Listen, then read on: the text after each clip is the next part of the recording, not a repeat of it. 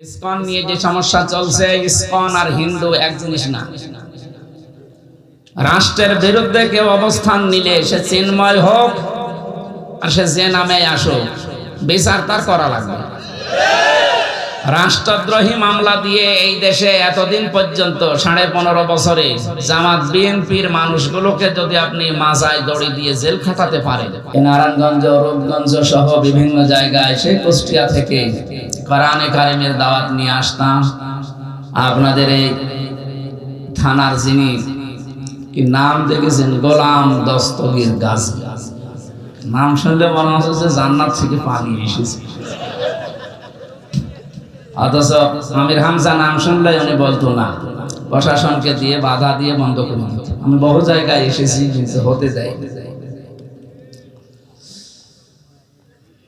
এই আজকের এই অনুষ্ঠান শুধুমাত্র যারা ইসলাম এবং মুসলমান দাবি করে তাদের জন্যই না।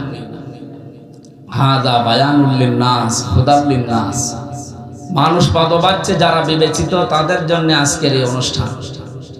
হাত্তা ইয়াসমাআ কালাম আল্লাহ সুম্মা আবলিগহু মা'মানা। এমনকি কোনো অমুসলিমও যদি আসে এখানে, তাদেরকেও নিরাপদে কোরআনে কারিম শোনার জন্য ব্যবস্থা করে দেওয়ার নির্দেশ আল্লাহ কার? এমনকি তাদের বাড়ি পর্যন্ত যেন নিরাপদে পৌঁছিয়ে যেতে পারে, এই দায়িত্ব আল্লাহ আমাদেরকে দিয়েছেন। এই বসেন বসেন বসেন। আজকে আমি দিনের বেলা ছিলাম মৌলভীবাজার, কমলগঞ্জ থানা। এসপি সাহেব কথা বলছিলেন আমার সাথে যে হুজুর, বিভিন্ন মানুষ আসে তাফসীর মাহফিলে, বিশেষ করে শীতের 3-4 মাস। বাংলাদেশে ফেসবুকে যারা পালিয়েছে, 2 বোন একসাথে, ওনারা উস্কানি দিচ্ছে বিভিন্ন নেতা কর্মীদেরকে দিয়ে। এখনো পর্যন্ত এ দেশে যারা পরিত্যক্ত অবস্থায় আছে, এদের কোন গর্তে লুকিয়ে আছে আল্লাহ জানে, আর তারা জানে। মাঝে মাঝে মুখ বের করে বিভিন্ন নাম দিয়ে ওরা নিজেদেরকে আর সামনে মানুষের সামনে উপস্থাপন করার যোগ্যতা নেই, হারিয়ে ফেলেছে। এই জন্য হিন্দু ভাইদেরকে দিয়ে ওরা কাজে লাগাচ্ছে। বিভিন্ন নামে সাম্প্রদায়িক দাঙ্গা সৃষ্টি করার জন্য ওখানে বসে বসে গুটি চালতেছে। ফেসবুকের এই সমস্ত মিথ্যা উস্কানি কখনো বিশ্বাস করবেন না। নাটোরের এসপি এবং মৌলভীবাজারের এসপি 2 জনের কাছে গিয়েছিলাম, ওনারা আমাকে ডেকেছিলেন। 2 জনের সাথে কথা বলেছি। ওনারা জানিয়েছেন এই কথাগুলো জনগণকে জানাবেন, আসলে মানুষ যেন বিভ্রান্তি না হয়। এদেশের সবচাইতে বেশি সাম্প্রদায়িক সম্প্রীতি নিয়ে আমরা এখনো পর্যন্ত বাস করছি। ইসকন নিয়ে যে সমস্যা চলছে, ইসকন আর হিন্দু এক জিনিস না। রাষ্ট্রের বিরুদ্ধে কেউ অবস্থান নিলে সে চিন্ময় হোক আর সে যে নামে আসুক, বিচার তার করা লাগবে। রাষ্ট্রদ্রোহী মামলা দিয়ে এই দেশে এতদিন পর্যন্ত 15.5 বছরে জামাত বিএনপির মানুষগুলোকে যদি আপনি মাজায় দড়ি দিয়ে জেল খাটাতে পারেন, তাদের গ্রেফতার করা লাগে, বছরের পর বছর গুম করে রাখা লাগে। ইলিয়াস আলী তো খুঁজেই পাওয়া গেল না। কি কথা বলে না কেন? ঢাকার একজন নাম করা লোক ছিল বিএনপির নেতা, নূরে আলম না কি যেন নাম, চৌধুরী আলম। কোথায় সে লোক? কোথায়? গায়েব করে দিয়েছে। আমি নিজেও আয়না ঘরে ছিলাম, কিন্তু অল্প দিন। মাটির নিচে যে অবস্থা, এটা বলার বাইরে। এত বড় বড় নখ হয়ে গেছে মানুষের, চুল দাড়ি গোপ, মনে হচ্ছে জঙ্গল থেকে বেরিয়ে আসতেছে। একটা মানুষ 2 বছর, 5 বছর, 8 বছর, 10 বছর, 14 বছর আছে মাটির নিচে। ও জানে না যে এটা কোন বছর, ও জানে না যে এটা কোন মাস চলছে, কি বার, এটা কয়টা বাজে, ওর জানা নেই। আপনি বলেন তো, 2 দিন 5 দিন না, 14 বছর একজন পড়ে আছে একটা মানুষ। কয়েকজনকে তো দেখলেন বেরিয়ে এসেছে 8 বছর পরে, 10 বছর পরে। ব্যারিস্টার আমান আজমি, এই মানুষগুলো 8 বছর 10 বছর এক ঘরের ভেতরে। আমি 14 বছরের মানুষও পেয়েছি। আমার মনে হয় আমি যখন 20 সালে ছিলাম, 21 সালে, ইলিয়াস আলী ওই সময় বেঁচে ছিল। কিছু কিছু মানুষ বলা কওয়া করত, কিন্তু 24 সালে এসে শুনলাম না, তাকে বিদায় করে দেওয়া হয়েছে। অথচ তার মেয়েটাকে বুকের ভেতরে নিয়ে, কোলে নিয়ে আপনি কি নাটকটা করলেন? সিনেমা জগতে যদি ওনাকে কাজ করতে দেওয়া যেত, আমার মনে হয় পুরস্কার জাতীয়টা ওইটাই পাই।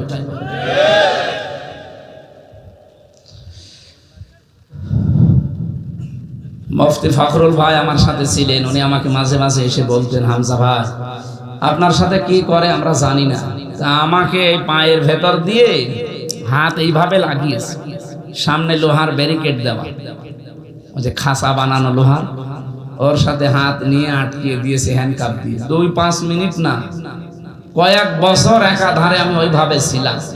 শুধু 1.5 মিনিট 2 মিনিট সময় দিত টয়লেট করার জন্য।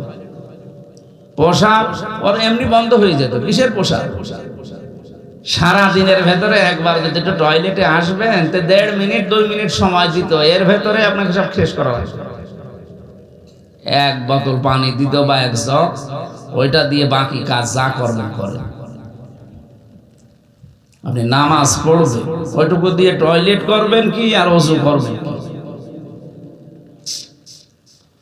এতটুকুই তো শেষ করেনি। সকালে একটা পচা ছোলা দিয়ে যেত, আর দুপুর বেলা দিয়েছে 1 মুঠা ভাত, তাও মনে হচ্ছে কেউ মাখিয়ে দিয়েছে। ওখান থেকে বের হওয়ার পরে যখন জেলে দিয়ে দিল, তারপরেও তো আমি ফাঁসির কন্টেন্ট ছেড়েছিলাম 3 বছর, তাও মনে হয়তো আল্লাহ বেঁচেছি। ওখানে এক একটা দিন যেতে 1 বছর করি, আর এখানে অন্তত 1 বছরে আমার যদিও যোগাযোগ বিচ্ছিন্ন করে রেখেছিল, আমার বাইরের কোনো যোগাযোগ ছিল না, তারপরও অন্তত ভালো আছি ওই জায়গার চাইতে। অথচ সেখানে মানুষ 8 বছর 10 বছর 14 বছর একটা মানুষ পড়ে আছে। এত বড় বড় নখ এমনি হয়, দেওয়ালের সাথে ওরা খুশিয়ে খুশিয়ে লিখতো যে ভাই যদি বাইরে যেতে পারেন এই নাম্বারটা একটু জানাবেন যে আমি বেঁচে আছি। এইটা করেছিলেন জাতির সাথে, আর এখন বলেন যে আমি কি করেছি। কি করেছি মানে আপনি মানবতার ইতিহাস পাল্টিয়ে ফেলেছেন। 2006 সালে 28 অক্টোবর মানুষ পিটিয়ে আপনার কথা মতো হত্যা করার পরে লাশের উপরে ড্যান্স দিয়েছে। দুনিয়ার ইতিহাস বহু পড়েছি, কিন্তু জীবিত মানুষ পিটিয়ে মারার পরে কেউ ড্যান্স দেয় আমি পড়িনি, আমি শুনিও নি, কিন্তু দেখলাম 6 সালে। কথা বলছেন না? 7 সালে সিরাজগঞ্জ গোল চত্বর আছে না রোড, ওখান থেকে কুষ্টিয়ায় যাচ্ছিলাম, তখন মাহফিলে আসতাম ওই গ্রামগঞ্জে। ড্রাইভারের পেছনে বসে আছি বাড়িতে বাসে, দেখলাম মাঝখানে একটা কুকুর মরে পড়ে আছে, গার উপরে না দিয়ে বাম দিয়ে চালিয়ে। বললাম ভাই আপনি এমন করলেন, এখনই তো গাড়ি উল্টিয়েছি তো। আমার বসে দেখেন না একটা কুকুর পড়ে আছে, আমরা তো মরা কুকুর, মারলে কি আর না মারলে কি। ড্রাইভার আমার দিকে ঘুরে বলছে হুজুর আপনি কি আসলে হুজুর নাকি ভান ধরেছেন? আপনি কেমন হুজুর? আপনি দেখেন একটা মরা কুকুর পড়ে আছে, আমি ডবল করে মারবো, আমার বিবেক নেই? গায়ে হাত দিয়ে বললাম আপনার নাম কি? সুব্রত। নাম শুনে বুঝলাম যে ও ফুল হাতা। ফুল হাতা না, আমরা কি হাফ হাতা। এখানে ফুল হাতা কেউ আছে? এই যে এটা মনে হয় আছে, হ্যাঁ এটা ফুল হাতাই হবে। এই মুসলমানে দিয়েছো না? এখনো লজ্জা পাচ্ছে, আমার কাছে মুসলমানি মানে কি জানি। আমি জেলে দেওয়ার পরে যে কাশিমপুরে পেয়েছিলাম যারে, ওনার নাম দেবদুল্লাহ, উনি আসলে মানুষ বলে উঠতো যে ফুল হাতা আসতেছে। ওই সময় বুঝলাম যে হাফ হাতা আর ফুল হাতা কি। আমরা মুসলমান যারা আমরা কি হাফ হাতা, আর ওনারা, যদিও এটা বৈজ্ঞানিক ব্যাখ্যা আছে, বৈজ্ঞানিক ব্যাখ্যা এটা ইব্রাহিম নবীর সুন্নাহ। হযরত ইব্রাহিম আলাইহিস সালাম তিনি খাতনা করেছিলেন, ওখান থেকে শুরু। অনেকগুলো রোগ থেকে বেঁচে থাকা যায় খাতনা করলে। বিভিন্ন রকমের সার ময়লা ওর ভেতরে যদি জমা থাকে, তাহলে পরবর্তীতে অনেক রকমের অসুখ হতে পারে। এই জন্য অনেক হিন্দু ভাইরা এখন গোপনে হলেও ডাক্তারের কাছে যে ওরাও হাফ হাতা হয়ে যাচ্ছে। আমি ওনার নাম শুনে বুঝলাম যে ওনার ঈমান নেই, কিন্তু বিবেক আছে। একটা মরা জিনিস ডবল করে উনি মারতে পারলেন না, ওনার বিবেকে বাধা দেয়। অথচ একটা মানুষের কথা শুনে সারা বাংলাদেশ থেকে লগে বইটা নিয়ে পিটিয়ে মানুষ রাজধানীতে হত্যা করার পরে ড্যান্স দিয়েছে। আমি ওনারে ওই দিন বলেছিলাম যে ভাই, আপনি হিন্দু মানুষ, আপনার ইমান নেই কিন্তু আপনার বিবেক আছে, কিন্তু এই দেশের অনেক নামধারী মুসলমান মুনাফিকদের ইমান নেই। ওরা তো আসলে মুনাফিকই, উপরে ফিটফাট ভেতরে সদরঘাট। এই জন্য আমরা আহ্বান জানাচ্ছি, এই যে কঠিন পরিস্থিতিতে আল্লাহ রাব্বুল আলামিন আমাদেরকে একটা ইমানের পরীক্ষায়, মানবতার পরীক্ষায় রেখেছিলেন প্রায় 15.5 বছর। নবীজি পরীক্ষা দিয়েছিলেন জীবনে 13 বছর। কয় বছর? আমরা সেটা পার করে আরো 2 বছর বেশি, 15.5 বছর। একটা আইয়ামে জাহিলিয়াত নাম শুনেছিলাম, সে হাজার হাজার বছর আগে, 1500 বছর। আর এই 24-এর 5 আগস্টের আগ পর্যন্ত আমরা দেখেছি এই দেশে আওয়ামী জাহিলিয়াত। ওটা ছিল আইয়ামে জাহিলিয়াত, আর এটা আওয়ামী জাহিলিয়াত। শব্দটা প্রায় একই, আর কাজও করতো একই। বিনা কারণে একটা মানুষকে মিথ্যা মামলা দিয়ে, মিথ্যা সাক্ষী দিয়ে তার জীবনটা তছনছ করে দিত। ওই জামানায় যেমন ছোটখাটো বিষয় নিয়ে মানুষে গন্ডগোল করতো, এই জামানায় আমাদের বিনা কারণে ছোট্ট বিষয় তাহলে হ্যাঁ করতে দেরি, আপনার নামে 5টা মামলা হতে দেরি। এই যে জজ মিয়া আজকে কয়েকজনকে নিয়ে এসেছিল, বলছে এর নামে 60টা, এর নামে 65টা, এর নামে 53টা মামলা। আমারও বলেছিল যা যা বলতে বলি এগুলো যদি না বলেন তো 50টা মামলা দেন। বললাম আপনি কি মামলা বানাবেন? বলছে হ্যাঁ, আমাদের সব রেডি করা আছে। কি দেশ বানিয়েছে আপনি বলেন। বিএনপির এক একজন নেতা দেখা করতো মাঝে মাঝে, কেউ 313টা মামলা, মনে হচ্ছে বদরের ময়দান কায়েম হয়ে গেছে। কি অবস্থায় ছিলাম, মানে হাসতেও পারতাম না, কাঁদতেও পারতাম, সব বন্ধ হয়ে গেছে। ভাবতাম যে আল্লাহ এ কি শুরু করেছে, একই এক শেষ হবে না। কোরআনের আয়াত তখন মাঝে মাঝে জেলের ভেতরে মনে আসতো, আর মিলাতাম, এই তো আল্লাহর ওয়াদা মিথ্যা নয়। আল্লাহ রাব্বুল আলামিন বলেন মাকারু মাকারাও ওয়া মাকারনা মাকারাহুম লা ইয়াশউরুন। সূরা নমল 50 নম্বর আয়াত, 19 নম্বর পারার 20 নম্বর পৃষ্ঠার 5 নম্বর লাইনে আছে। এটা তাফসিরে ফি জিলালিল কোরআনে পাবেন। এই সিরাই কথা বলেন কোন কারণে? একটাও কথা বলবেন, 1 ঘন্টা একবার দাঁড়িয়ে থাকবেন, বসে থাকবেন। বোঝার চেষ্টা করেন, দেখবেন এখান থেকে কিছু শিক্ষা পাবেন। আল্লাহ পাক বলেন মাকারো মাকারাও মাকারনা। ওই জামানায় তারা ষড়যন্ত্র করেছিল, দুর্বিসন্ধি করেছিল। কেমন দুর্বিসন্ধি জানো? আকাদে মাকারু মাকারহুম ওয়া ইনদাল্লাহি মাকরুহুম ওয়াইন কানা মাকরুহুম লিতাযুলা মিনহুল জিবাল। হে নবী, কাফেরদের যে ষড়যন্ত্র এমন পর্যায়ে পৌঁছেছে, মনে হচ্ছে পাহাড় পর্যন্ত তার নিজের জায়গা ছেড়ে দেবে। 15.5 বছরে আমরা মনে হচ্ছে কুল কিনারা হারিয়ে ফেলেছিলাম। বাংলাদেশে এমন কোন দিক বিভাগ নেই যেখানে তারা ষড়যন্ত্র করে নাই। এই যে পুলিশ ভাইগুলো দাঁড়িয়ে আছে, পোশাকটাকে পর্যন্ত তারা কলঙ্কিত করে ফেলেছে। আগে পুলিশ দেখলে মানুষকে সম্মান দিত, ভয় পেত, ভয়ে হোক আর সম্মানে হোক। আর এখন পুলিশের চেহারা দেখলে মানুষ আগে গালি দিয়ে নেয়। দোস্ত এদের না, কয়েকটা কোলাঙ্গার ছিল উপরে, এই যে ভাতের হোটেল দিয়েছিল হাও আঙ্কেল, হাও আঙ্কেল, কি নাম দেখে তো। এরকম কিছু শয়তান মার্কা লোক ছিল যারা এই জালেমকে টিকিয়ে রাখার জন্য ঠিকাদারি নিয়েছিল। তাদের জন্য এই বাহিনীটা পুরা জাতির কাছে কালার হয়ে গেছে। অথচ এই পোশাকটা সম্মানের পোশাক। নবীজি 2টা চোখকে জাহান্নামে যাবে না বলে গ্যারান্টি দিয়েছে, তার ভেতরে এদের চোখ। যারা মানুষকে পাহারা দেওয়ার জন্য রাত জেগে থাকে, আর যারা রাতে আল্লাহর ভয়ে এমনিতেই চোখ দিয়ে কন্দন করে। কত কঠিন অবস্থায় দায়িত্ব পালন করা লাগে আমি নিজে দেখেছি। 24 ঘন্টা, আর 24টা ঘন্টা এদের ডিউটি, কোনো ছুটি নেই। রোদ বৃষ্টি গরম যাই বলেন না কেন পাহারা দেওয়া লাগবে।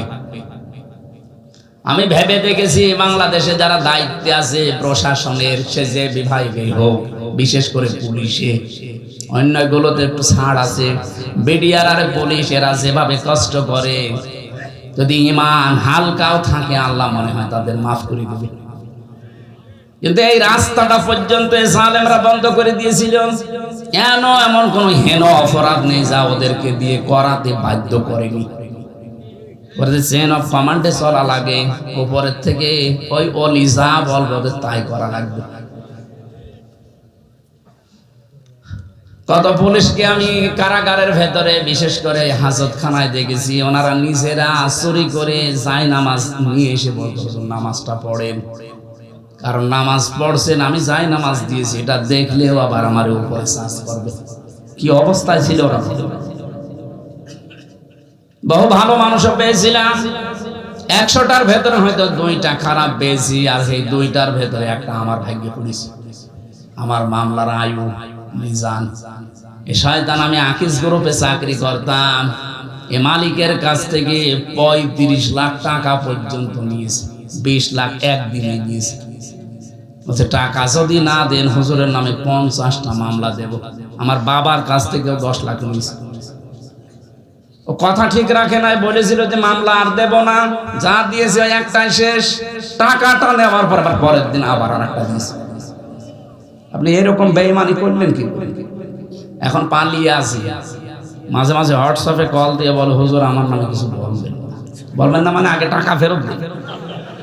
আপনারা আমি মাফ করে দেব, অসুবিধা নেই, আগে টাকা ফেরত দেন, তারপরে মাফ চান।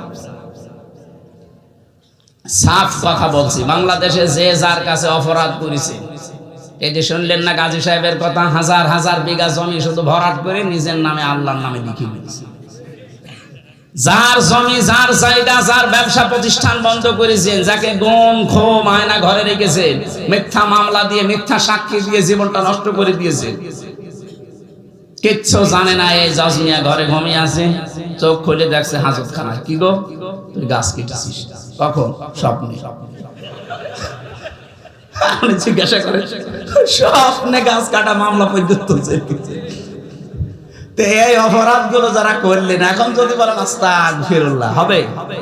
আপনি তার আল্লাহর কাছে অপরাধ করেননি, অপরাধ করেছেন জজের কাছে, অপরাধ করেছেন হামজার কাছে। আগে আমার কাছে মাফ চাবেন আর আমার ক্ষতিপূরণ দেবেন, এরপরে আস্তাগফিরুল্লাহ।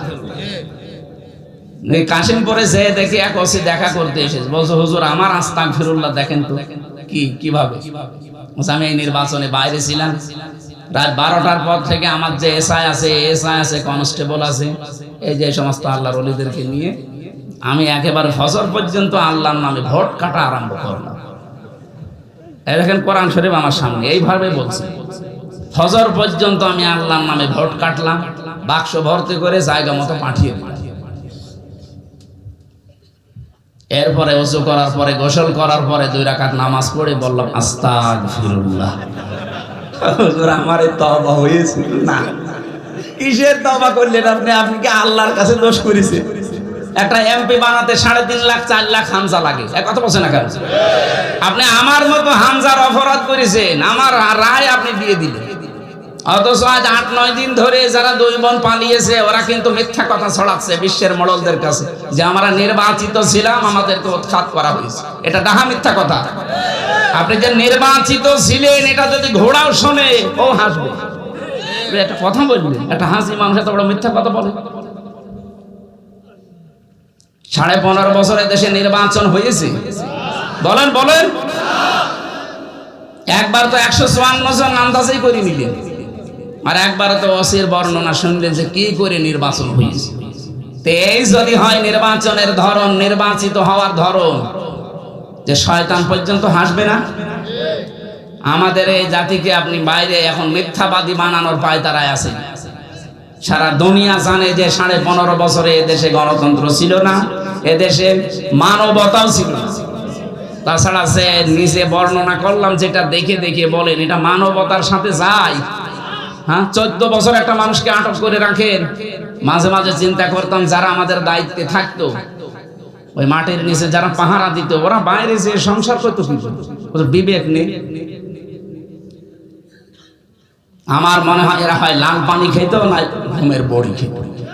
তাছাড়া ওদের ঘুম আসা সম্ভব না ওই দৃশ্য দেখে আসার পর। বলেন একটা মানুষ এত বড় নখ হয়ে গেছে, ওর দিকে তাকালে তো ভয় লাগে, অথচ দায়িত্ব পালন করে আসতো 8 ঘন্টা করে বাড়ি চলে আসতো, আবার তো তার পরের দিন যেত। গোপন কিছু মানুষকে ওখানে দায়িত্ব দিত, সবাইকে দিত না। এত বড় বড় বড় অপরাধ করার পরে এখনো পর্যন্ত আপনি যদি বলেন আমি কি করেছি, আপনার বিবেকে মনে হয় কুকুরে পোশাক করছে।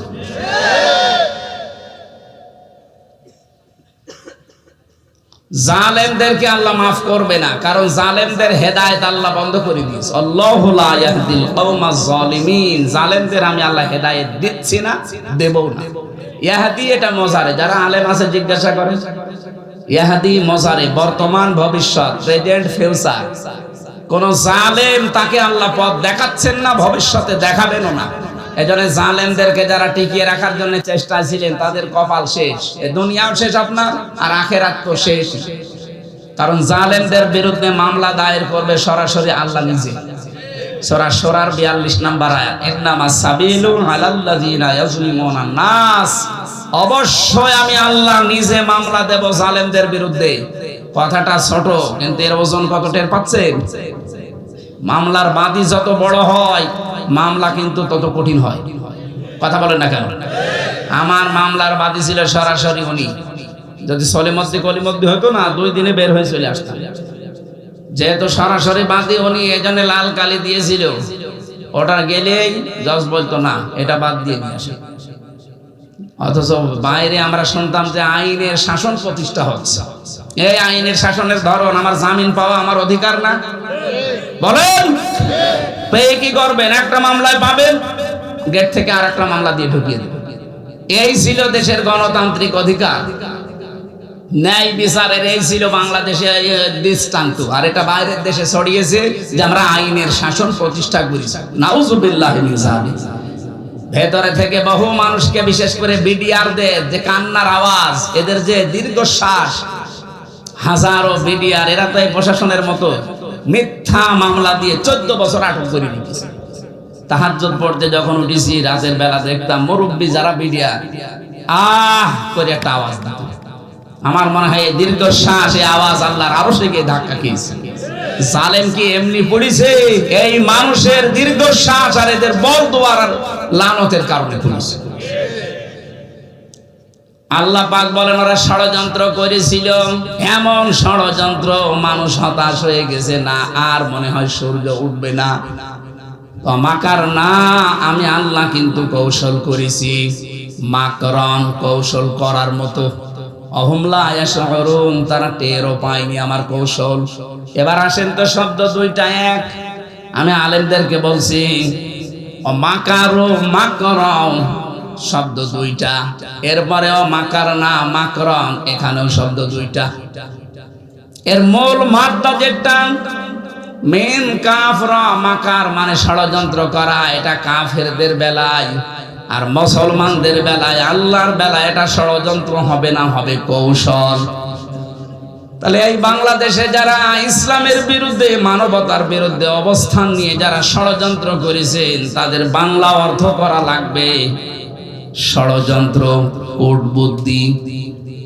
আর এইটা যখন উল্টি আপনি আল্লাহ এবং মুসলমানদের সামনে লাগাবেন, তখন আর ষড়যন্ত্র করা যাবে না, তখন দেওয়া লাগবে কৌশল। কথা বুঝতেছেন? কি বুঝলেন এখান থেকে? একই অস্ত্র আপনি মানবতা ধ্বংসের কাজে ব্যবহার করবেন, ইসলাম ধ্বংসের কাজে ব্যবহার করবেন, আপনি সন্ত্রাসী, আপনি জঙ্গি। কথা বলেন না? ওইটা ইসলামের পক্ষে যদি কেউ কাজে লাগায়, মানবতার পক্ষে নিয়ে দাঁড়ায়, ওইটা তখন আর জঙ্গি সন্ত্রাসী হবে না, ওইটা হবে জিহাদ। শব্দ কিন্তু দুইটা এক, মাকা। আল্লাহর ক্ষেত্রে হবে কৌশল, কাফেরদের ক্ষেত্রে হবে ষড়যন্ত্র। আল্লাহ পাক বলেন কি হয়েছে আপনি দেখবেন, ফানজুর কাইফা কানা আকিবাতু মাকরিহিম। হে নবী, আপনি একটু নজর করে দেখেন এদের এই ষড়যন্ত্রের পরিণাম আমি আল্লাহ কি দেখিয়েছি এদেরকে। আন্না দাম্মারনাহুম ওয়া কওমাহুম আজমাইন। আন্না এক আলিফ টান আছে, দাম্মার না এখানেও টান আছে, জমা মুতাকাল্লিম। অবশ্যই আমি আল্লাহ তাদেরকে ধ্বংস করে দিয়েছি, তাদের জাতি, তাদের গোষ্ঠী, তাদের দলের লোক সবাইকে। এতটুকু যদি আল্লাহ শেষ করে দিতেন আমি আয়াতটা পড়তাম না। পরের আয়াতটা আল্লাহ এমন ভাবে মিলিয়েছেন, আমার মনে হয় বাংলাদেশ দেখে নাজিল করলেন। আপনি একটু দেখেন তো পরের শব্দটা, ফাতিলকা বুয়ুতুহুম খাবিয়াতাম বিমা যালামু ইন্না ফি যালিকা লাআয়াতাল লিকাওমিন ইয়ালামুন। আমি এখানে দুইটা শিক্ষা বের করেছি, এই ভালো করে শোনো। এই ছেলে, ওঠাউঠি করো, কি সমস্যা? কি বসো। প্রসাব পায়খানার বিড়ি খাওয়া ছাড়া যদি কেউ বাইরে যায় তার খবর আছে। বিড়ি খেতে যদি নেশা লাগে খেয়ে আবার চলে যাবে, আশপাশে না দূরে যাবেন, পুলিশ আসে কিন্তু ধরলে আবার জরিমানা দেবে। বিড়ি খাওয়া ছাড়া বাইরে যাবে? হয়তো বলছেন না, তার মানে বিড়ি খোর এখানে আছে। ঠিক আছে ভাই, খুব বেশি নেশা লাগলে আকিস বিড়ি আর আজিজ বিড়ি আছে, খেয়ে চলে যায়। এই যে যাচ্ছে, যান তাড়াতাড়ি যান। দুই বিড়ি খোর একসাথে যাচ্ছে, মানে জামাত বদ্ধ বিড়ি খাবে, তাড়াতাড়ি গাড়ি আসবে।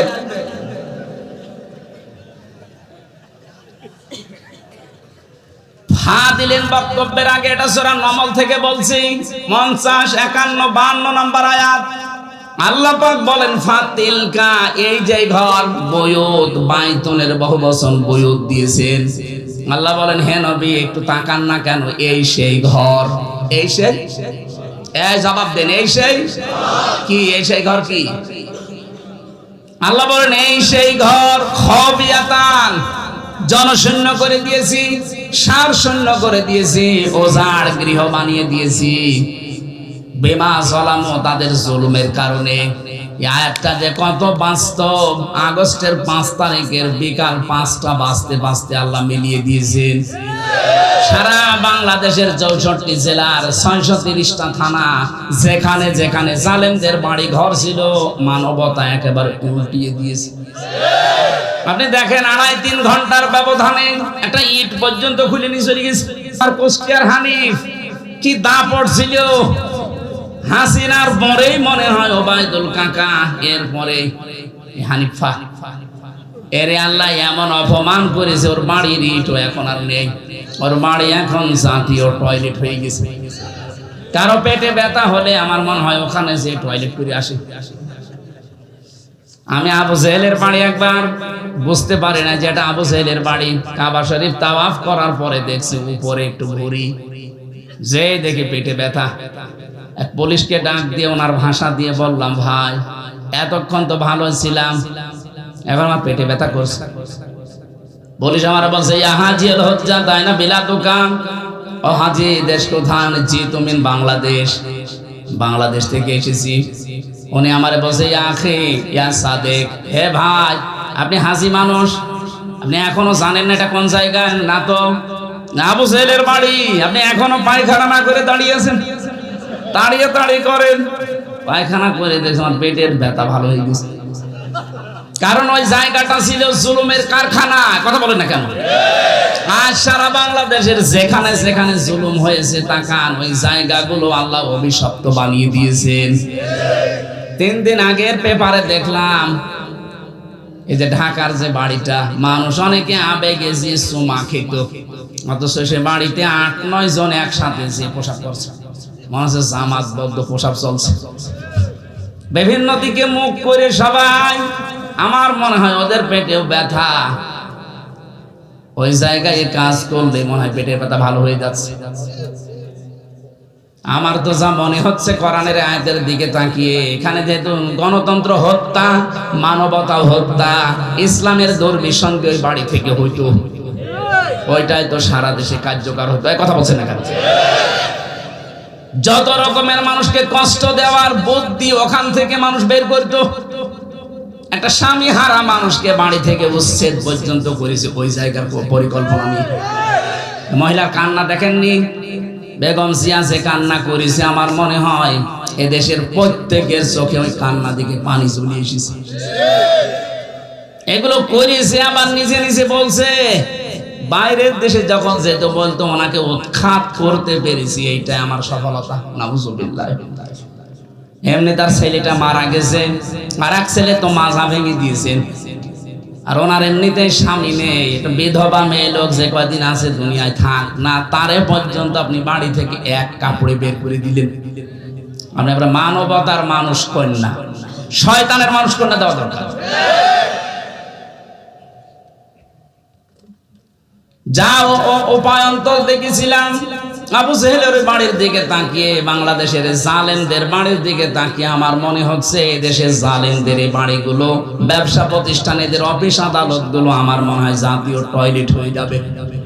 মানুষের দেশে পেটে ব্যথা হবে, বিভিন্ন মানত করবে, আর যে ওই জায়গায় ফেলে আসবে।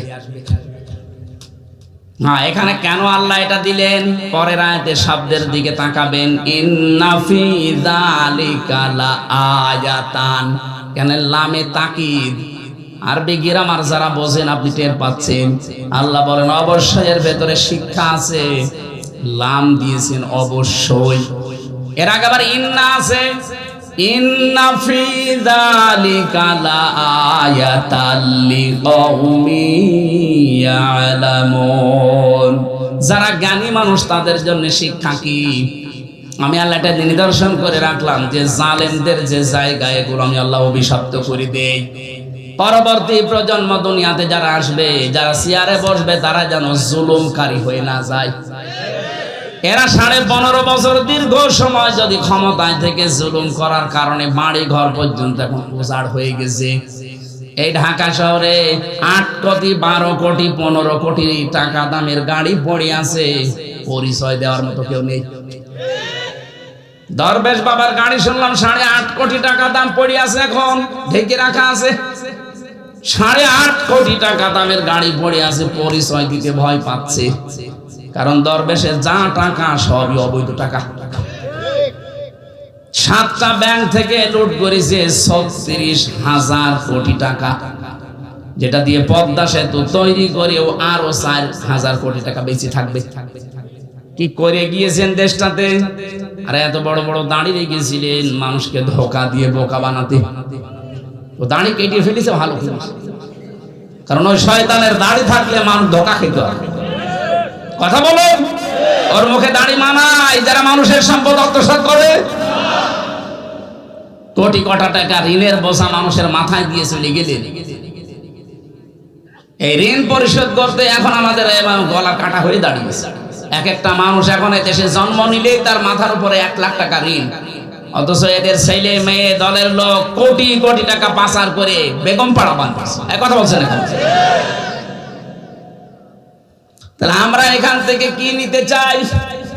জালেমদের যে বাড়ি ঘর পর্যন্ত আল্লাহ উজাড় গৃহ বানিয়ে দিলেন, জনশূন্য করে দিলেন, অভিশপ্ত জায়গা বানিয়ে দিলেন, সে আল্লাহ এখন শক্তি হারিয়ে ফেলেছেন। এজন্য আগামীতে যারা আসবেন ক্ষমতার চেয়ারে বসে যেন জুলুম করবেন না। ওদের 15 বছরের ইতিহাস আল্লাহ যদি 3.5 ঘন্টায় পাল্টিয়ে দিতে পারে, আপনি তো 5 বছরে 3.5 ঘন্টা না 1 ঘন্টায় পাল্টিয়ে যাবেন। এজন্য আশা করছি আয়াত থেকে শিক্ষা নিয়ে সংযত হবেন। আল্লাহ পাক পরের আয়াতে আবার জানিয়েছেন, ওয়ানজাইনাল্লাযীনা আমানু ওয়া কানু ইয়াত্তাকুন। যারা এই দুনিয়ায় ঈমান এনেছিল সত্যিকারের, আর যারা তাকওয়া অবলম্বন করে চলেছিল, আমি আল্লাহ তাদের এই গজব থেকে বাঁচিয়ে দিয়েছি। দেখেন তো 15.5 বছরে 3.5 ঘন্টার ভেতরে সব উল্টিয়ে গেল। কিন্তু কত অসহায় মানুষ 15.5 বছরে ঈমানের উপরে টিকে ছিল, যারা এত জুলুম অত্যাচার নির্যাতন সহ্য করেও যারা উল্টা পাল্টা কাজ করেনি, আল্লাহ ঠিক তাদেরকে এখনো পথে দাঁড় করিয়ে রেখেছেন। এখনো তাদের মাথা সোজা আছে।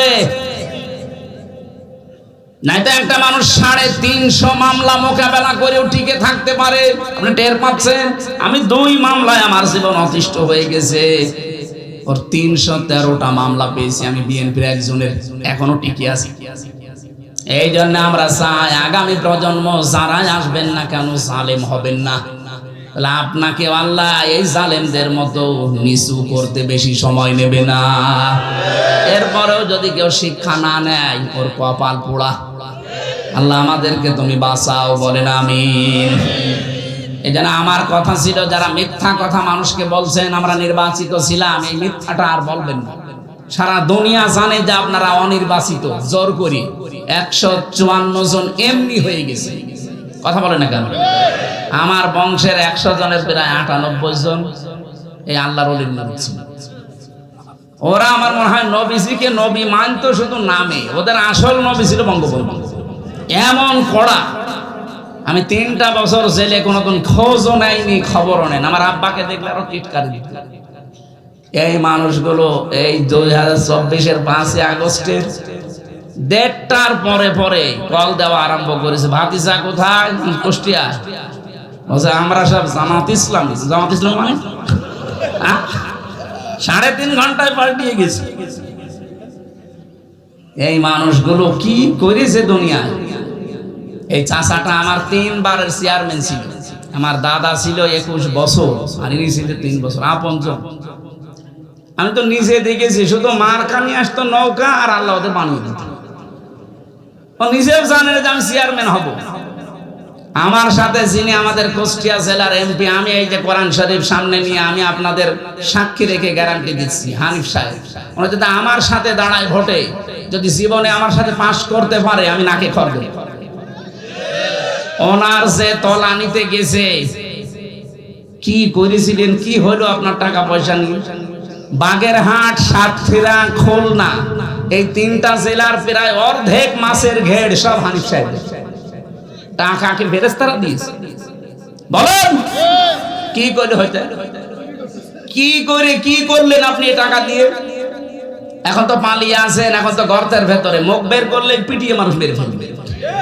যা করেছেন, এই যে ইনু সাহেবকে মানুষ এখন পচা ডিম মারছে, অথচ ইসলামের বিরুদ্ধে মুখ ভেক্সিয়ে কত কথা বলতো দেখেন। কথা বলেন। ডাইরেক্ট ইনডাইরেক্ট যারা মানবতার ইসলামের বিরুদ্ধে ছিলেন, কাউকে আল্লাহ ছাড় দেয়নি, দেবেও না। আলাহুম আযাবুম মুহিন, যন্ত্রণাদায়ক আযাব আল্লাহ আপনাদের জন্য রেডি করে রেখেছে। তার প্রমাণ এই কালামানি কলার পাতায় শুয়েছে আল্লাহ, ওর বেশি পর্যন্ত উঠে গেছে। হ্যাঁ, ওর সংসার করার কাজ শেষ। ওর বউ ঠেকে কিনা দেখে, আমার মনে হয় ওর বউ চিন্তা করবে ওর কাছে থেকে আমি করবো, ও দেখা যাচ্ছে আর একজনের ধরবে। এটা আল্লাহর সব চাইতে একেবারে নিম্ন শাস্তি। কেন আল্লাহ এটা দিয়েছেন? ইন্নামা নুমলি লাহুম লিয়াজদাদু ইসমা, এটা সূরা আলে ইমরানে। যখন ওদের পাপের বোঝা পরিপূর্ণ হয়ে যায়, তখন আল্লাহ আর ছাড় দেয় না। বিচারের চেয়ারে বসে কত অবিচার করেছে এই কালামানি। এই কথা বলছেন না কেন? জামাত বিএনপির নাম শুনলেও একবারে আন্দাজে চোখ বন্ধ করে রায় দিয়ে দিত, ফাঁসি। ওটা যদি মুরগি চুরি মামলা হয় তাও ফাঁসি দিত। অথচ মানুষ হত্যা করে বসে আছে, তাকে রাষ্ট্রপতির ক্ষমায় সসম্মানে বের করে দিত। আল্লাহ ছাড় দিয়েছেন কিন্তু ছেড়ে দেননি। আমরা চাই যারা এই দাঙ্গা বাঁধানোর চিন্তায় আছেন, ফেসবুকের সমস্ত ভুয়া নিউজ শুনে আপনারা উদ্বুদ্ধ হবেন না, বিশ্বাস করবেন না। এগুলো সব ওদের বানানো, আর ওরা বসে বসে 2 বোন এই গুটি জানতেছে। আমরা যেন এই ষড়যন্ত্রে পা না দেই। এ দেশে যা আছে অনেক ভালো আছি আমরা, বাইরের বহু দেশে আমি ঘুরেছি। সাম্প্রদায়িক সম্প্রীতি এত বেশি পৃথিবীর কোনো দেশে নেই। ইসকন নিয়ে যেটা সমস্যা চলছে, এটা আন্তর্জাতিক ভাবে না। ইসকন এবং হিন্দু এক জিনিস না। ওকে বলাৎকারের জন্য পর্যন্ত ইসকন থেকে বহিষ্কার করা হয়েছে। এখন সব বের হচ্ছে, তার যে চরিত্র সব ভিডিও বের হচ্ছে। সুতরাং হিন্দু ভাইরা যারা আছেন, অন্য ধর্মের যারা আছেন, উস্কানিতে পা দেবেন না। আর এই ফেসবুকের 100টার মনে হয় প্রায় 70টা কথা মিথ্যা কথা। এই কথা বিশ্বাস করে কেউ যদি আবেগে আপ্লুত হয়ে না, সেই যশোরে একবার গিয়েছিলাম মাহফিলে, 18 সালে 19 সালে যশোর MM কলেজের মেয়েরা মিছিল করছে ইফটিজিং এর বিরুদ্ধে, ডাইরেক্ট অ্যাকশন। একটা 20 বছর 25 বছরের যুবতী মেয়ে, বুকে কোনো ওড়না, একটা স্কিন টাইট প্যান্ট পরা, গেঞ্জি হাফ গেঞ্জি গায়ে দিয়ে, হাতাও হাতা নেই, এরকম একটা মেয়ে যদি এক হাতে ব্যানার ধরে আর এক হাতে বলে ইফটিজিং এর বিরুদ্ধে ডাইরেক্ট অ্যাকশন, কেমন লাগে বলেন? তখন আমি বাসে চলতাম, চিন্তা করলাম যশোরের ওই পালবাড়ি মোড়ে পুলিশ আবার ধরলে না জানি আবার কোন সালের অপরাধী বলে চালিয়ে দেয়। ঢুকলাম পাশে এক চার দোকানে, ঢুকে দেখছি পুলিশ চা খাচ্ছে। আরে ভাই, আপনার যন্ত্রণায় আসলাম আমি এখানে, আর আপনি আমার সামনে। একটা কথা বলে এই যে মিছিল আসতেছে, যশোর এমএম কলেজের মেয়েরা অনার্সে মাস্টার্সে পড়ে, 22 বছর 25 বছর বয়স, বুকে কোনো ওড়না নেই, দেখছেন না কিভাবে মিছিল করছে? এক হাতে ব্যানার আর এক হাতে ইফটিজিং এর বিরুদ্ধে ডাইরেক্ট অ্যাকশন দিচ্ছে। পুলিশ আমারে বলছে, হুজুর যে জিনিস আমি দেখছি মনে হচ্ছে ইফটিজিং আমি আগে। ঠিকই বলিস, তাই জানা আপনারা উদ্বুদ্ধ হয়ে এরকম ইফটিজিং আমি আগে করে শুরু করেন না। ওনাদের ষড়যন্ত্র ওনাদের কাছে থাক, কেউ এই ষড়যন্ত্রে পা দেবেন না। এই যে কল রেকর্ড গুলো মাঝে মাঝে ফাঁস হয়, আপনি তো বাস্তবতা জানেন না। নিজে কল দেয়, নিজে রেকর্ড করে, নিজে এডিটিং করে, লোক দিয়ে নিজেই ছেড়ে দেয় মানুষের ভেতর একটা ভীতি তৈরি করার জন্য। আর বলে যে এই পুলিশ এই আওয়ামী লীগ, এই বিএনপি, এই জামাতের লোকগুলো লিস্ট করে রাখো, আমি আসতেছি, আপনি আসেন। আপনি চট করে আসবেন, ফট করে আয়না ঘরে ঢুকিয়ে দেবেন। ঘন্টামে করে জায়গা পান না, যা করেছেন আল্লাহ আপনাকে মাফ করবে। পৃথিবীর ইতিহাস পাল্টিয়ে দিয়েছেন আপনারা। আমি বললাম না, বিশ্ববিদ্যালয়ে থাকাকালীন বহু ইতিহাস পড়েছি, কিন্তু এরকম কঠিন কড়া মানুষ এত নিচে নামতে পারে ক্ষমতার কারণে আমি কোনোদিন ইতিহাসে পড়ি না, শুনিও না। আমরা তো এতদিন বেঁচে ছিলাম, এই 15.5 বছর যারা বিরোধীতে যারাই আছে, শুধু ওই 14 দল বাদ দিয়ে বাকি সবই আমরা বিরোধী। কথা বলেন না কেন? আর সবগুলো আমরা মাজলুম, সে যে দলেরই হোক।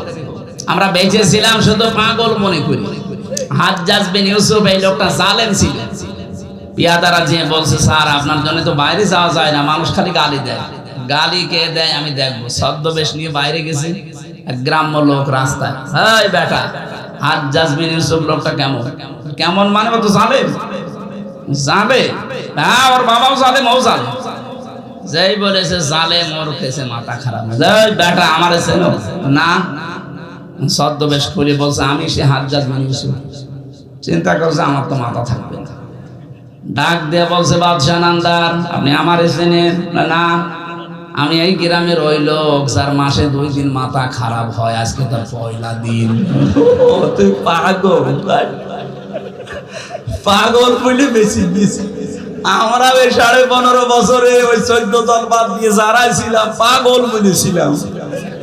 এক কথা বলছে, পাগল বলে বেশি ছিলাম। মাসে 2 দিন আমাদের মাথা খারাপ হইতো, ওইটা তার পয়লা দিন। আল্লাহ আমাদের বিশাল জগদ্দল একটা পাথর তিনি সরিয়ে দিয়েছেন, আমাদেরকে আল্লাহ বাঁচিয়েছে। এই পাথর যেন কিয়ামতের আগে দেশে আর ঘুরে না আসে। কথা বলেন না কেন? যে আল্লাহ আমাদেরকে এই যে কথা বলার মতো একটা পরিবেশ দিলেন, এটা যে কত বড় নিয়ামত, এই 15.5 বছর আমরা টের পেয়েছি। তাও তো নারায়ণগঞ্জ আল্লাহর ওলি 70-72 রাকাত তাহাজ্জুদ পড়তে বলে একটু ভালো ছিল। আর বাইরের যে জেলাগুলো কি যে অবস্থা, আমার কুষ্টিয়ার বড় বড় আল্লাহর ওলি সব ওখানে পাঠিয়েছে। ওরা তো তাহাজ্জুদ পড়ে না, ওরা খালি মানুষের জমিয়ে গাজী সাহেবের মতো আল্লাহ রাস্তায় নিয়ে যেতে। বলেন তো, 3টা জেলার অর্ধেক অংশ তাদের একজনই। এই যে আরেকজন ছিল পুলিশ বাহিনীদের প্রধান, যিনি বেনজির, ওর কোনো নজির নেই। ও গোপালগঞ্জের অর্ধেকই নাকি তা। কি করেছিলেন আপনারা? আমার তো মানে মাঝে মাঝে শয়তান তো দেখেনি, এদের চেহারার দিকে তাকালে আমার মনে হয় শয়তান যদি দেখতাম তো এরকমই হতো। আল্লাহ যে আমাদেরকে কথা বলার এই বাকশক্তি আবার ফিরিয়ে দিলেন, তার জন্য বলেন আলহামদুলিল্লাহ। দরুদ আর সালাম পাঠ করার মাধ্যমে আজকে কোরআনে কারিমের যে আয়াত পড়লাম, 3 ভাগের 1 ভাগ, সূরা বাকারার 208 নম্বর আয়াতের 3 ভাগের 1 ভাগ পড়েছি। আমরা তাফসীর আকারে কথা বলতে চাই, থাকবেন না? অন্তত থাকা যাবে কিছুক্ষণ, শয়তান যেন আশপাশে আর না থাকে। জবান খুলে পড়ে না, আউযু বিল্লাহি মিনাশ শাইতানির রাজিম। বিসমিল্লাহির রহমানির রহিম। ইয়া আইয়ুহাল্লাযীনা আমানু দুখুলু ফিস-সিলমি কাফা। একটু ভালো করে শুনবেন, অ্যাক্টিভ ভাবে 10 মিনিট শুনেন, দেখবেন অনেকগুলো শিক্ষা আসবে। সূরা বাকারা 286টা আয়াত আছে, 40 রুকু আছে, মাত্র একটা আয়াতের 3 ভাগের 1 ভাগ পড়েছি। আমার এই মাথায় যত কথা এই আয়াত সম্পর্কে আছে, এই 1-1.5 ঘন্টা 2 ঘন্টা না, আমার জীবনের শেষ পর্যন্ত যদি আয়াত নিয়ে আলোচনা হয় জীবন শেষ হয়ে যাবে, এত কথা এর ভেতরে লুকিয়ে রেখেছি। আমরা তাফসীর আকারে বলতে চাই, আপনারা চলে যাবেন নাকি? যে 2-1 জন যাচ্ছে আর কি বিড়ি খেতে যাচ্ছে, আবার এসে পড়বেন কিন্তু।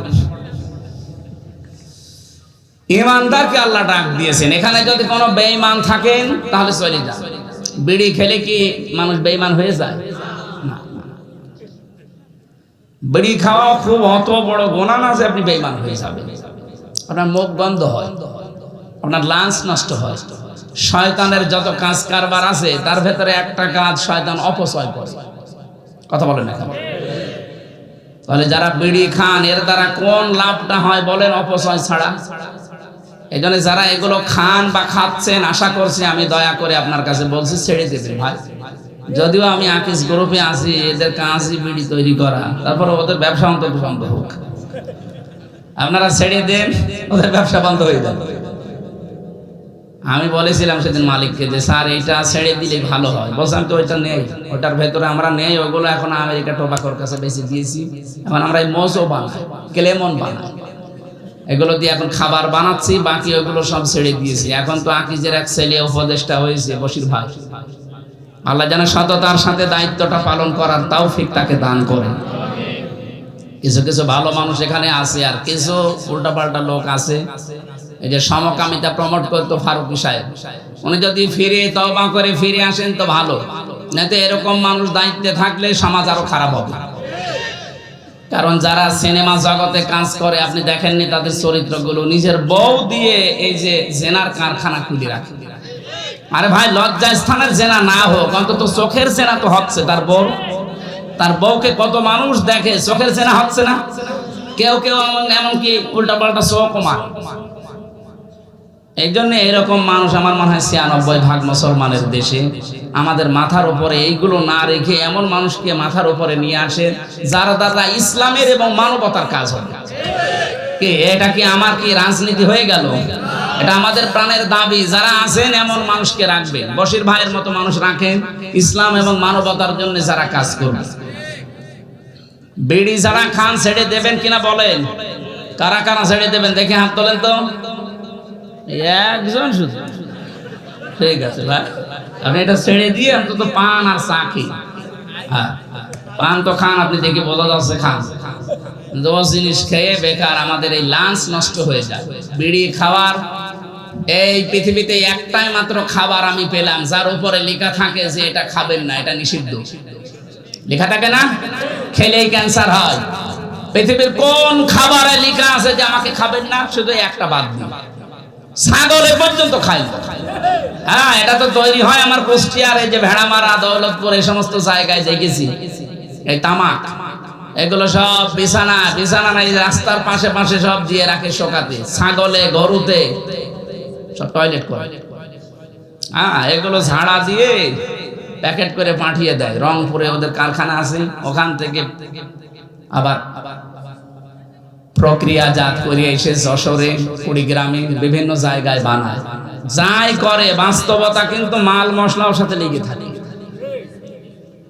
আর আপনি তো শোক টানতেছেন, টের পাচ্ছেন না ভেতরে কি আছে। হয়তো অনেক ছাগল, গরু, বিড়ালের পোশাক পায়খানা লেগে আছে, সেইটা আপনি খাচ্ছেন। আরে ভাই, বেড়া দেওয়া লাগে না এই খেতে, ছাগলও খায় না, আর আপনি ছাগলের তো খারাপ হয়ে গেলেন। আশা করছি এত লজ্জা দেওয়ার পরেও যদি কেউ এই নিকৃষ্ট কাজ ছেড়ে না দেয়, ও মনে হয় আজরাইল আসার আগে আর ছাড়বে না। আল্লাহ এখানে কোন বেঈমানকে ডাক দেননি, ডাক দিয়েছেন ইমানদারকে। কাকে? আল্লাহ রাব্বুল আলামিন ঈমানদারকে ডাক দিয়ে জানিয়েছেন, ওদখুলু প্রবেশ করো ফিসসিলমি কাফা, ইসলামের ভেতরে পরিপূর্ণভাবে। জ্ঞানী মানুষ যারা, আলেম যারা, তাদেরকে বলছি শব্দটা কিন্তু সিনের উপরে জবর দিয়ে পড়লে সালমন মানে শান্তি, আর জের দিয়ে পড়লে সিলমন মানে ইসলাম। আল্লাহ এখানে সিন দিয়ে দিয়েছেন। কোন কোন তাফসিরে মুফাসসিরিন ইকরাম তারা সালমনও পড়ে। আল্লাহ বলেন, হে যারা ঈমানের দাবি করো, তোমরা শান্তির ভেতরে প্রবেশ করো পরিপূর্ণভাবে। কিন্তু এখানে সিলমন, যেহেতু আমাদের দেশে আমরা সিলমন পড়ি, 7 কিরাতে কোরআন শরীফ পড়া যায়। কয় কিরাতে? এখানে যেটা আছে সিলমন দিয়ে। আল্লাহ পাক বলেন সিলমন মাহাজেতু ইসলাম, তোমরা প্রবেশ করো ইসলামে পরিপূর্ণভাবে। কিভাবে? এখন আমরা যে পরিপূর্ণ ইসলামে প্রবেশ করেছি, এটার প্রমাণ কি? এটার আলামত কি? নিদর্শন কি? এই ভালো করে বুঝতেছেন? আল্লাহ আপনাকে ডাক দিয়ে বললেন, ঈমানদার দাবি করো, ইসলামে পরিপূর্ণভাবে দাখিল হও, প্রবেশ করো। এখন আমি বলছি হ্যাঁ আমি প্রবেশ করেছি, হবে না। আল্লাহ বলেন 5টা বিষয় যদি তোমার ভেতরে পাওয়া যায় দুনিয়ায়, তাহলে আমি আল্লাহর ভাষায় তুমি ইসলামে পরিপূর্ণ ঢুকেছো। এই কথা বন্ধ করে নাকি? এটা ভালো করে বুঝবেন। বসেন বসেন। ইসলামে প্রবেশ করার আলামত কয়টা? এবার আপনি নিজের সাথে মিলান তো, আপনি প্রবেশ করেছেন কিনা, নাকি আন্দাজে? 1 নম্বরে কেউ যদি বলে আমি ইসলামে প্রবেশ করেছি, তার প্রথম আলামত সে আত্মসমর্পণ করবে। কি করবে? আত্মসমর্পণ কিভাবে করে? আমাদের জাতির পিতা যিনি, বানানো না, আসল যেটা, হযরত ইব্রাহিম আলাইহিস সালাম আত্মসমর্পণ করেছিলেন আল্লাহর কাছে। তিনি যখনই আল্লাহ ডাক দিয়েছেন, ইযে ক্বালা লাহু রাব্বুহু আসলিম ক্বালা আসলামতু লিরাব্বিল আলামিন। আল্লাহ পাক বলেন ইব্রাহিম আত্মসমর্পণ করো। উনি গাছের মাথায় কোড়াল দিয়ে কাঠ কাটছিলেন, ওখান থেকেই জবাব দিয়েছেন আসলামতু লিরাব্বিল আলামিন। আমি এই যে কিছুক্ষণ আগে বলেছিলাম না, ইব্রাহিম নবী খাতনা করেছিলেন, এটা তার সুন্নাত। ওই গাছের মাথায় বসে উনি খাতনা করেছিলেন। আল্লাহ বললেন যে আত্মসমর্পণ করো। উনি বলেন আমি কিভাবে এখান থেকে করব? বলেন খাতনা করো। এখানে কোড়াল দিয়ে নিজে খাতনা করে ওই জায়গায় বলেছিলেন আমি আত্মসমর্পণ করলাম, আমার নিজের মন মতো আর কিছু নেই, এখন থেকে যা করব আল্লাহ তোমার মন মতো। তাহলে এখান থেকে আমরা বুঝলাম কি, আমি ইসলামে প্রবেশ করেছি, তার প্রথম আলামত এইটা যে এখন থেকে আমার আর মন মতো কাজ হবে না, আমি দেখবো যে আমার আল্লাহর হুকুম এখানে আছে কিনা।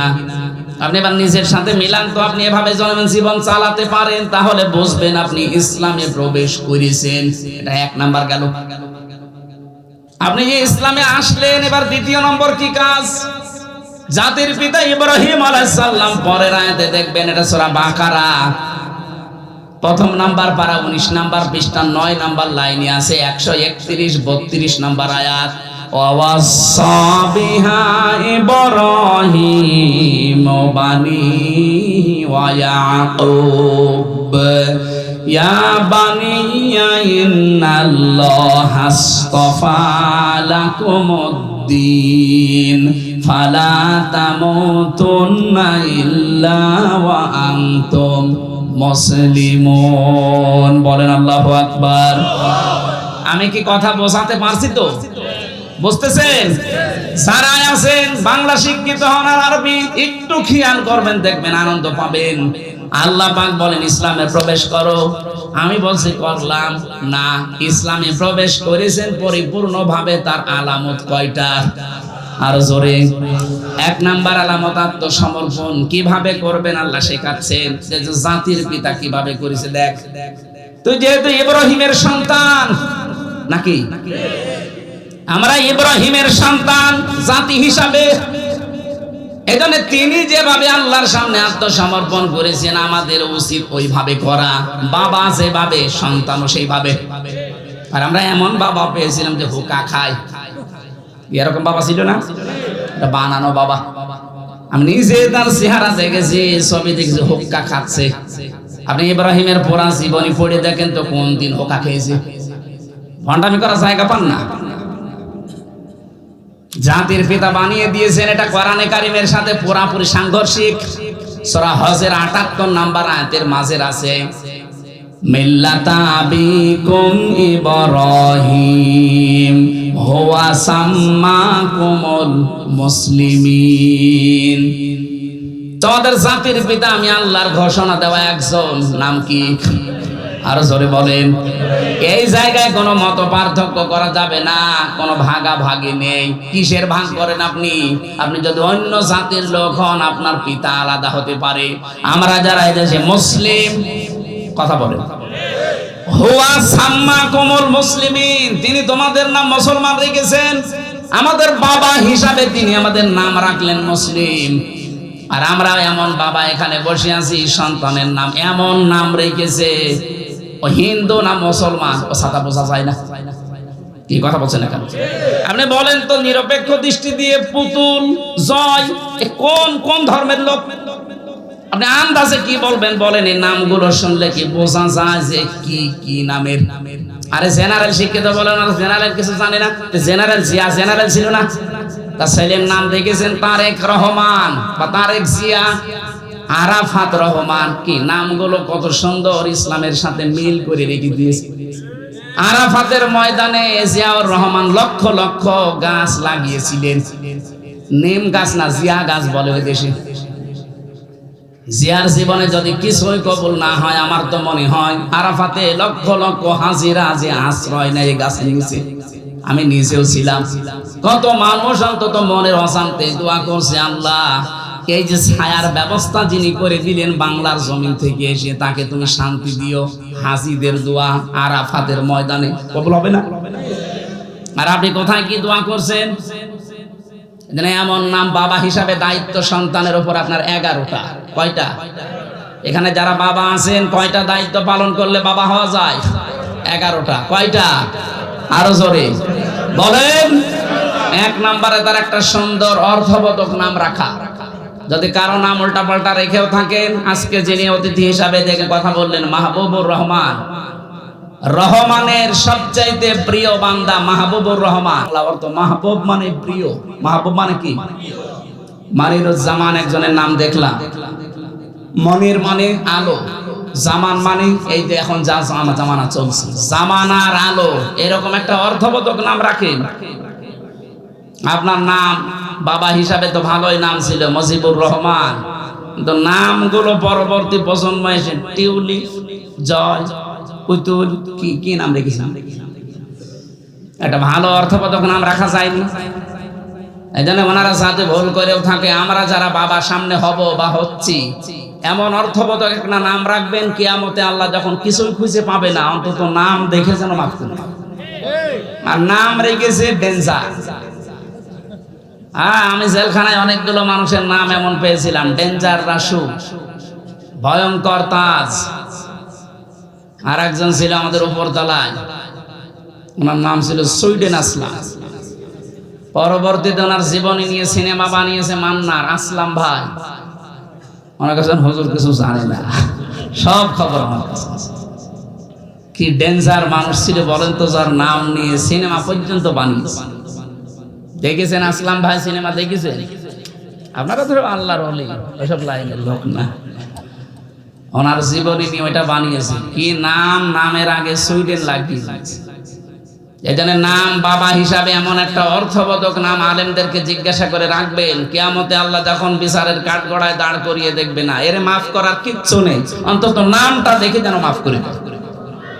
কিয়ামতে আল্লাহ মরিয়ম এ নামে যখন ডাক দেবেন, লক্ষ লক্ষ মরিয়ম হাজির হয়ে যাবে। আল্লাহ পাক বলে, আমি এত মরিয়ম চাইনি, আমি চেয়েছি ঈসা নবীর মা মরিয়মকে। মরিয়ম নামের মেয়েরা বলবে, রব্বুল আলামিন তুমি তো ঈসা নবীর মা মরিয়ম ডাক দাওনি, বলেছো মরিয়ম। দুনিয়াতে তোমার হুকুম না মেনে একবার ভুল করেছি, আজকে তোমার এই হুকুমে সাড়া দিয়ে আমরা হাজির হয়ে গেছি।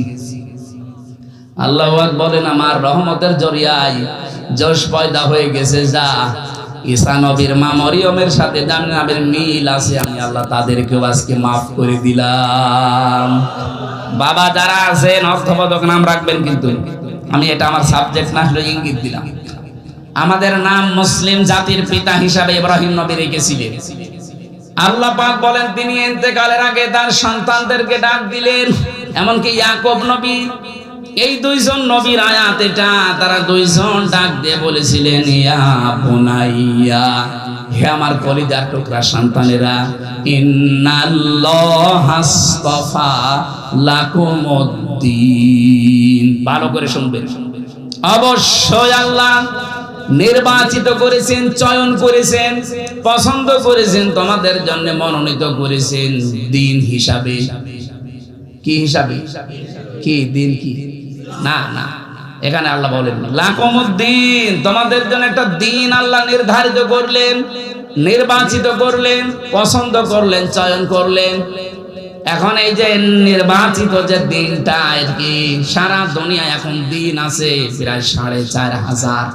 কত দিন? মানে যদি ধর্ম বলেন তাহলে ৪৫০০ ধর্ম আছে এই দুনিয়ায়, তার ভেতরে ইসলাম একটা। আল্লাহ বলেন যে দিন হিসাবে যেটা মনোনীত করলাম সেটার নাম কি জানো? ইন্নাদ-দীনা ইনদাল্লাহিল ইসলাম।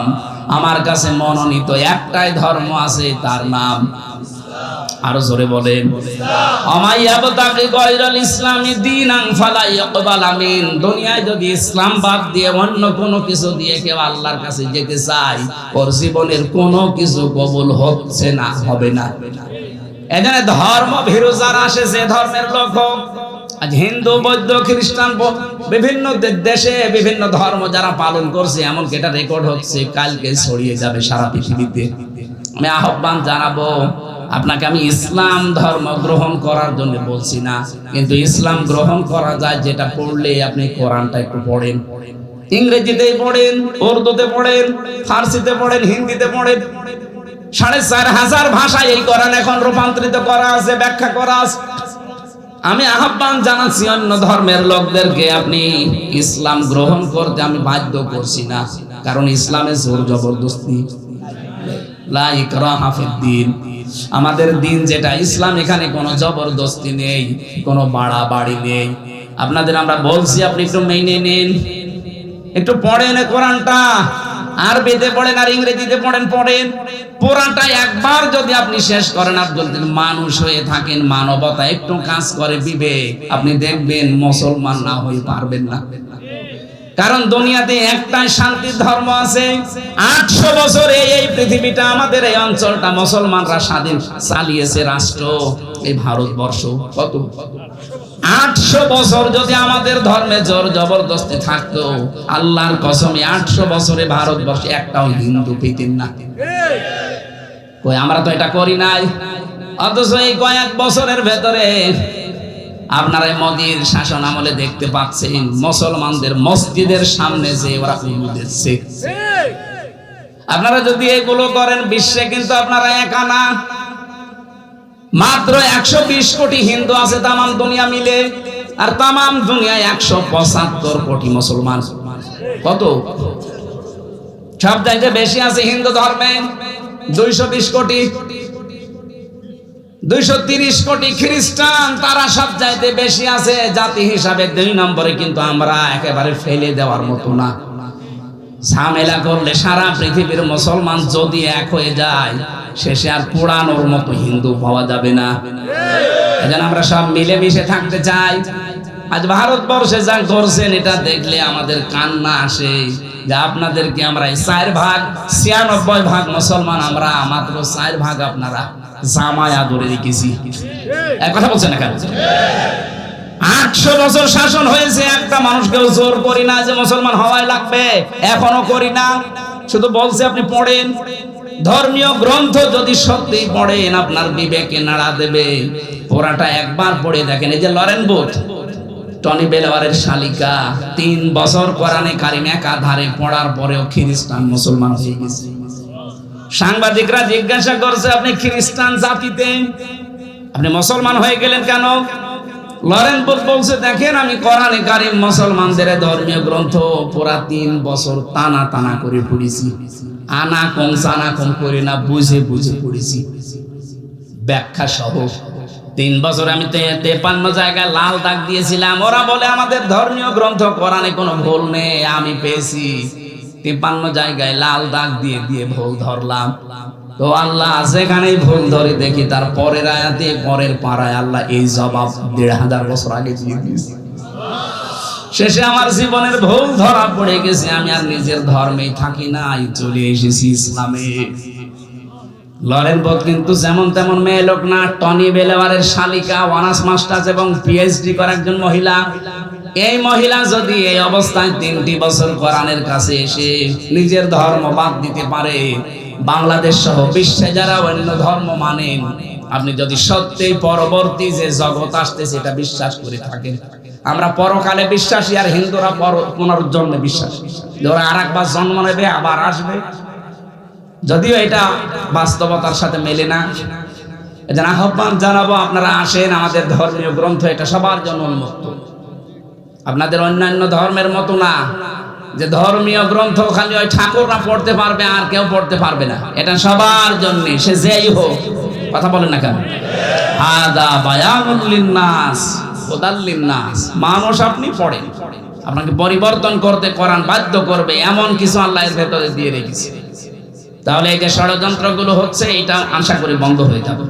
তাহলে দিন হিসাবে আল্লাহর কাছে মনোনীত ইসলাম, ইসলাম বাদ দিয়ে অন্য কোনো নিয়ম নীতি দিয়ে আল্লাহকে রাজি করা যাবে না। 4500 ধর্মের কোন ধর্ম আল্লাহর কাছে গ্রহণযোগ্য না, শুধু ইসলাম বাদ দিয়ে। সুতরাং যারা ইসলাম পেয়েছি, ইসলাম মানি, বলেন আলহামদুলিল্লাহ।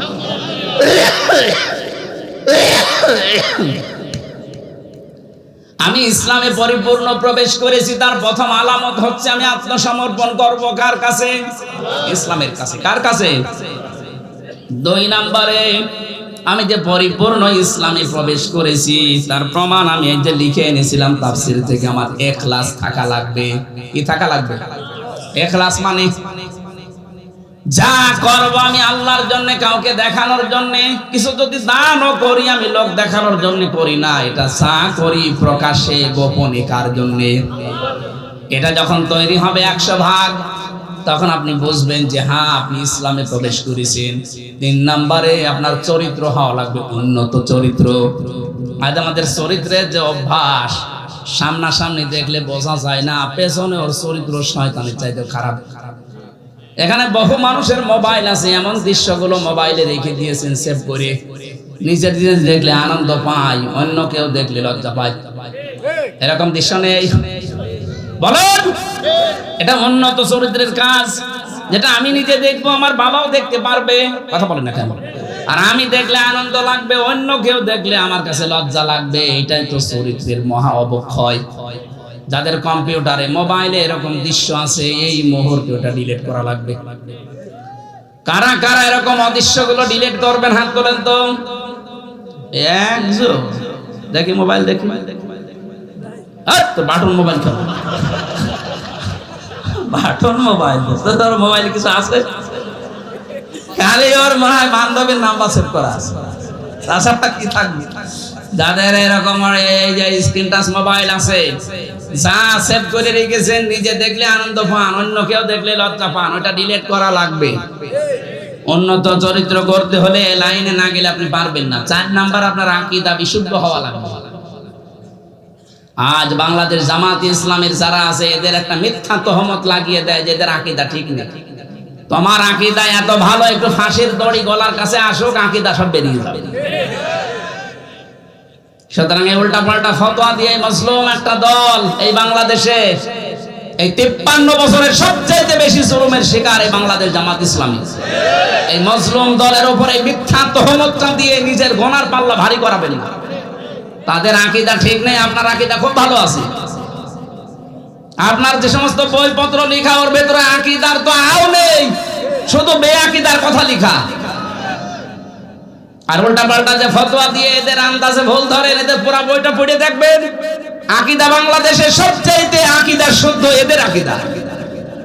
খালি ফতোয়া দিয়ে বেড়ায় মানুষের বিরুদ্ধে, নিজেরটা ঠিক নেই। 5 নম্বরে, শুধু আকীদা শুদ্ধ হলে হবে না, লেনদেনে স্বচ্ছ থাকা লাগবে। বাংলাদেশে এইটা সমস্যা বেশি। দেখতে তো ভালো মানুষ মনে হয়, 5 ওয়াক্ত নামাজ পড়ে, রোজা রাখে, হজ করে এসেছে। কোন দোকানে যদি বাকি থাকে ও দোকানের সামনে দিয়ে যায় না। লেনদেন যদি স্বচ্ছ না হয়, যতই নামাজ পড়েন নামাজ কিন্তু কবুল হবে না। আর আপনি ইসলামে প্রবেশ করেছেন, এটা আপনাকে কোনো আলামতের ভেতরে নেই। এই 5টা, কয়টা? আত্মসমর্পণ করা আল্লাহর সামনে। 2 নম্বরে ইখলাস লাগবে আমাদের সব কাজে। 3 নম্বরে উন্নত চরিত্র অর্জন করা লাগবে। 4 নম্বরে বিশুদ্ধ আকীদা লাগবে আমাদের। 5 নম্বরে লেনদেনে স্বচ্ছ থাকা লাগবে। এই 5টা যদি জীবনে পাওয়া যায়, আল্লাহ বলেন তুই ইসলামে পরিপূর্ণ প্রবেশ করেছিস। এইটা আমরা দেখাতে চাই আল্লাহকে। কথা বলে না কেন? মা বোন যারা এসেছেন, শুধু নামাজ পড়া, রোজা রাখা আর কালো বোরকা পরা ইবাদত না আপনার জন্য। আপনার ইবাদত হচ্ছে স্বামী যখন বাইরে থেকে আসবে, স্বামীকে আনন্দ দেবে। সে যেভাবে সাজ করে, কথাবার্তা দিয়ে, অভ্যর্থনা জানিয়ে স্বামীকে আনন্দ দেওয়া, এটা আপনার জন্য ইবাদত। 2 নম্বর ওই যা গাবা আনহা হাফিজাতুহু, যখন স্বামী বাইরে যাবে তখন আপনি নিজেকে হেফাজতে রাখবেন। 3 নাম্বার ওয়া তুইনু আলা দীনি যাওজাতিহা, স্বামী যদি দিনের কাজে যায়, মানবতার কাজে যায়, তখন তাকে সাহায্য করবেন, সময় দেবেন, উদ্বুদ্ধ করবেন। তো অনেক মহিলা নামাজ পড়ে, রোজা রাখে, স্বামী দিনের কাজ করে, স্বামী মানবতার জন্য কাজ করে বেড়ায়, আরো বাধা দেয়। না, আপনার নামাজ হচ্ছে না। 4 নম্বরে স্বামী যদি আদেশ করে আর ওটা যদি জায়েজ হয়, আপনার জীবন থাকতে মানা লাগবে। কথা বুঝতেছে? আমি যত স্বামী এখানে বসে আছি, প্রত্যেকটা স্বামী আমরা চাই বিয়ের পরে আমার মা বাবা আমার সাথে থাকবে। 100টা না 98টা মহিলা এটা চাই না। আরে মহিলা চাই না, তার কারণ আছে। এই মহিলাকে ওর মা আর ওর বড় বোন ওখান থেকে খালি টিপস দেয়।